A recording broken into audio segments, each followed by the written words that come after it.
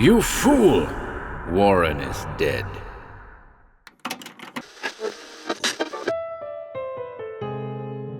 Welcome to HorrorBabble. This is The Stranger from Kurdistan, a story by Hoffmann Price, first published in the July 1925 edition of Weird Tales. An enigmatic stranger infiltrates a secret gathering of devil worshippers in the haunted depths of an ancient tower. I hope you enjoy this one.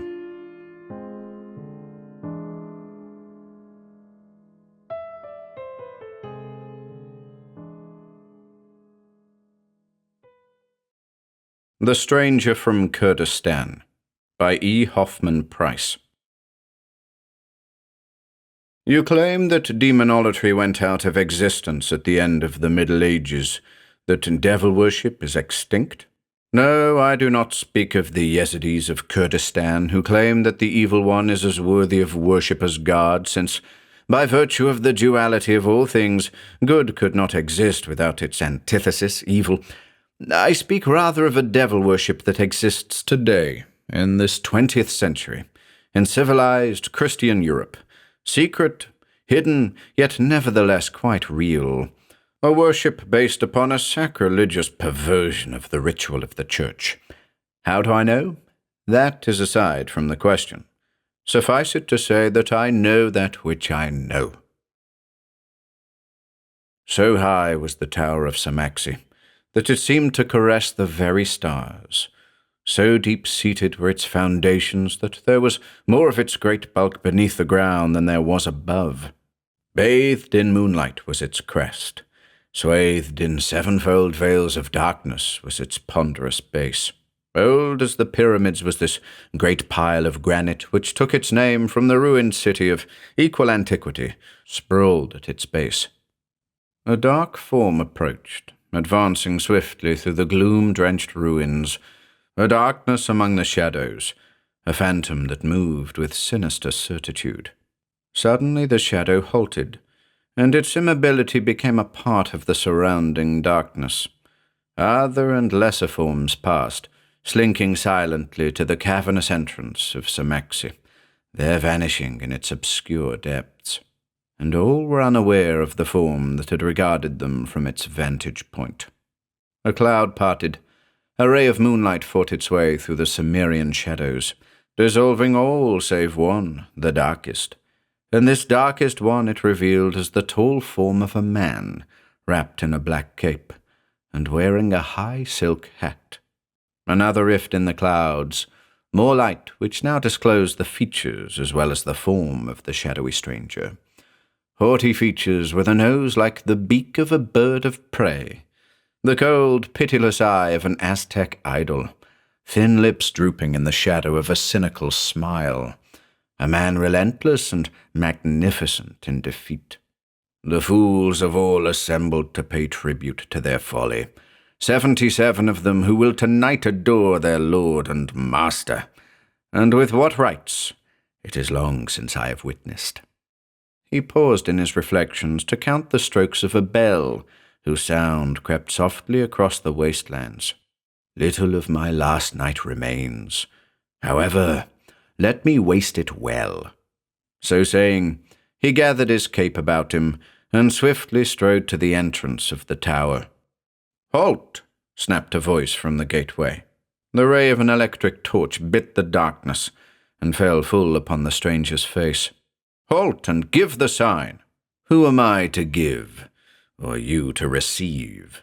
answered the stranger, as if intoning an incantation or reciting a fixed formula. "Pass on." And thus the stranger passed the outer guard of the shrine of demonolatry, the Holy of Holies, where Satan received the homage of his vassals. Past the outer guard was the stranger, but far from the sanctuary wherein the Black Mass was celebrated, wherein the Lord of the world was worshipped with blasphemous rites. 1,000 steps of icy granite, winding in endless succession like the coils of a vast earthworm, led to the foundations of the tower, and at intervals sheeted and hooded warders halted the stranger and demanded sign and password, and each in turn, as he received a sign, shrank and dropped his gaze before the hard, inscrutable eye of the stranger. Down, down to the very basements of the earth, and then he found himself before a door guarded by two masked figures garbed in vermilion.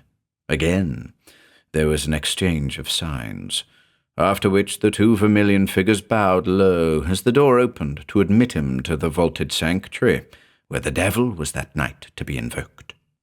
The stranger doffed his high hat, then, after a courtly bow to the assemblage, strode up the aisle and seated himself on one of the brazen stools that were placed row after row, like the pews of a chapel. Once seated, he gazed about him, taking stock of his surroundings. The black altar before him, with its crucifix bearing a hideously caricatured Christ, received but a passing glance, nor was any more attention accorded to the walls and vaulted ceiling whose grotesquely obscene carvings leered at him through the acrid, smoke-laden air, like the distorted fancies of a perverted brain. Nor yet, apparently, did he note the acolyte who was trimming the black candles at the altar, nor did he seem to wonder that the floor beneath his feet was sprinkled with powdered saffron. It was the company itself that he studied, observing with interest the old Rue and young Sybarites, male and female, the 77 who had assembled to adore Satan, their lord and master. In the main, the 77 were persons of wealth and distinction, who, having tried and found wanting every field of human endeavor and achievement, had sought thrills in the foulness and degradation of the medieval rites of devil worship. Rakes whose jaded appetites sought satiation in the orgies that followed the celebration of the Black Mass. Atheists who, deeming passive atheism an inadequate form of rebellion, found expression in a ritual whose sacrilege satisfied their iconoclastic desires. Attendants bearing trays made their way among the 77, offering them glasses of wine and small amber-colored pastils. These last the worshippers either swallowed or else dissolved in their wine and drank. The stranger turned to the initiate who occupied the stool at his side. "Tell me, brother, the nature of the rites to be celebrated here tonight." The initiate eyed him narrowly as he sipped his wine. "What do you mean?" "Why," began the stranger blandly, "I am a foreigner, and I fancied that the ritual here may be different from what it is in my native land. I must confess," he continued, "that I am puzzled to see an altar and a crucifix in the shrine devoted to the worship of the evil one." The initiate stared at him in amazement. "It must be a curious rite that you witnessed. Do you not know that we have a priest who celebrates the Mass, and then—" "A priest?" interrupted the stranger. "The Mass? Why?"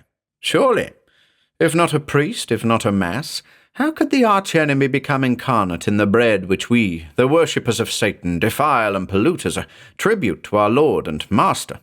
Surely you must be a foreigner from some heathen land not to know that only an ordained priest of the Church can cause the miracle of transubstantiation to take place. But tell me, who are you?" "You would be amazed," replied the stranger, smiling enigmatically, "if you knew who I am."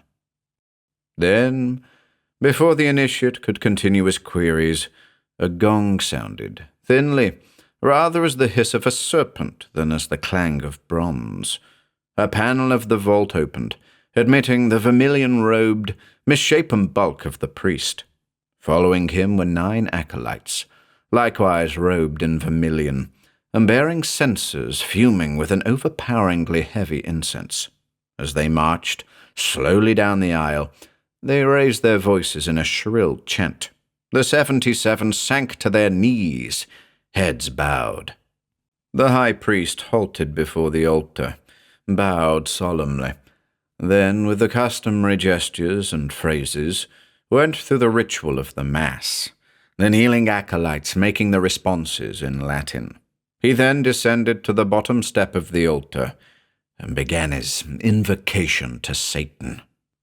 Oriflamme of iniquity, thou who guidest our steps and givest us strength to endure and courage to resist, receive our petitions and accept our praise.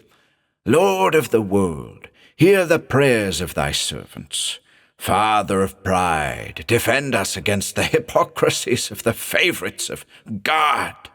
Master, thy faithful servants implore thee to bless their iniquities, which destroy soul and conscience alike. Power, glory, and riches they beg of thee, King of the disinherited, Son who battles with the inexorable Father.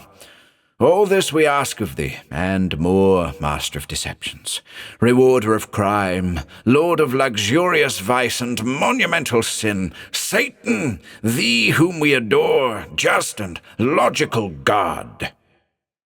The high priest rose, faced the altar and crucifix bearing its life-sized mockery of a caricatured Christ, and in shrill, malignant accents cried out his blasphemies. And thou in my office as priest, I compel to descend into this host, to become incarnate in this bread, Jesus, filcher of homage, thief of affection. Hearken! From the day that the Virgin gave thee birth, thou hast failed in thy promises. The ages have wept in awaiting thee, mute and fugitive God. Thou wert to redeem mankind, and thou hast failed. Thou wert to appear in glory, and thou liest asleep. Thou who wert to intercede for us with the Father, hast failed in thy mission, lest thy eternal slumber be disturbed. Thou hast forgotten the poor to whom thou hast preached.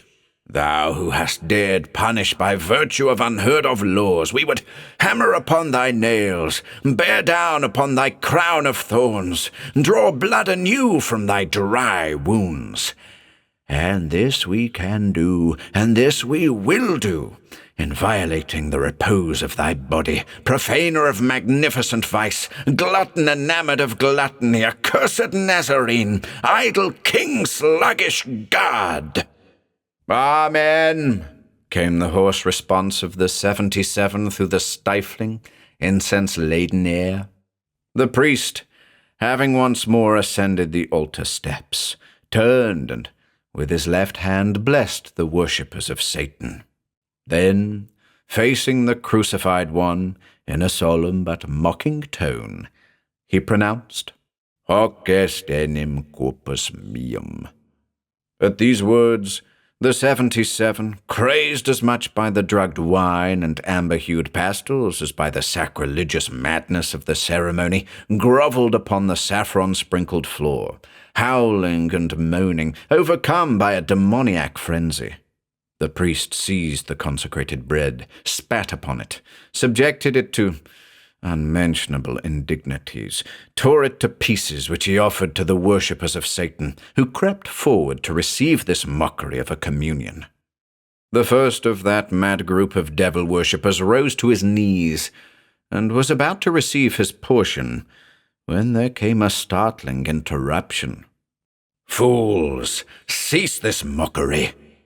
It was the stranger's voice, a voice whose arrogant note of command, ringing through that vaulted chapel like the clear, cold peal of destruction, silenced the frenzied devotees, so that not a breath was audible. The acolyte stood transfixed at the altar. The high priest alone retained command of himself, but even he was momentarily abashed, shrinking before the flaming, fierce eye of the stranger. Yet the priest quickly recovered himself. "Who are you?" he snarled, "to interrupt the sacrifice?" The 77, though still speechless, had recovered from the complete paralysis that their faculties had suffered. They saw the stranger confronting the high priest on the altar steps. They heard his voice in reply, rich, sonorous, majestic. "You, the high priest of Satan, and ask me who I am? I am Ahriman, whom the Persians feared. I am Malak Taus, the white peacock whom men worship in far-off Kurdistan. I am Lucifer, the morning star. I am that Satan whom you invoked. Behold, I have returned in mortal form to meet and defy my adversary." He pointed to the crucifix, then continued, "And a worthy adversary he is, nor think that yonder simulacrum is the Christ I have sworn to overthrow. Fools! Besotted beasts, think you that it is serving me to deride a foe who has held me at bay these countless ages? Think you to serve me by this mummery? This very mass which you have celebrated, though in derision and in defiance of him, acknowledges his divinity. And though in mockery, you have nevertheless accepted him in taking this bread as his body. Is this serving me, your lord and master?" "Impostor!" shrieked the high priest, his face distorted with rage. "Impostor! You claim to be Satan?" That high-pitched scream stirred the 77 from their inertia, aroused them again to their frenzy. Gibbering and howling, they leapt to their feet and closed in on the stranger. But at that instant, a cloak of elemental fire, the red, blinding flame of 1,000 suns, enshrouded Satan's form, and from it rang that same clear, cold voice. "Fools! Madmen! I disown and utterly deny you." Once again, in the ruins at the foot of the Tower of Samaxi, was the dark stranger, Satan, as he had revealed himself to his followers. He seemed to be alone, yet he was speaking as if with someone facing him. "Nazarene," he said, "on that day wherein I challenged you to meet me with weapons and on ground of your own choosing to do battle for the empery of the world, I was foolish and knew not whereof I spoke." He paused, lowered his eyes for a moment, as if to rest them from the strain of gazing at an awful and intolerable radiance, then continued, "You they crucified. Me they would have torn in pieces, their lord and master. Both of us they have denied. I wonder whose folly is the greater, yours in seeking to redeem mankind, or mine in striving to make it my own." And with these words, Satan turned, his haughty head bowed, and turning, disappeared among the ruins.